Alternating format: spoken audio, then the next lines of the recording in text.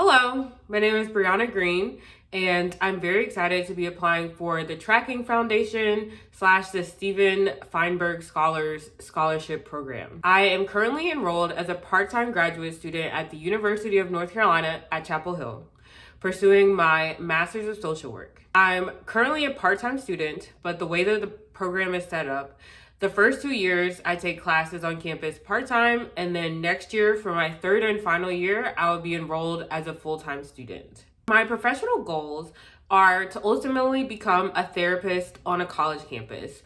I want to work on a college campus because I absolutely love the age group of the traditional undergraduate students. I love that they are living on their own potentially for the first time and figuring out who they are, what they want to do with their lives, what their goals are, and they are old enough and mature enough to have in-depth conversations, but they are still young and open-minded and open to a lot of new and different experiences, so they're really ready to explore a lot of the world. I set a college campus as my primary workplace goal because, again, I love the age group. I also just love the feeling of community. I love giving back to like where you are and knowing that the students that I'm working with or that I will be working with in the future are part of a larger campus community, and that I'm playing a supportive role in that ecosystem to facilitate the larger learning and interactions on campus. I landed on social work for a number of reasons.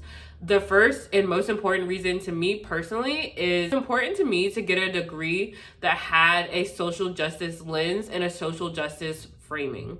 Because it's always been important for me to give back to my community and to advocate for people with marginalized identities that might not have the tools or access to do so for themselves. So I really wanted that to be an integral part of whatever curriculum that I was learning from. Another reason that really drew me to social work was I really liked its theory around person and environment.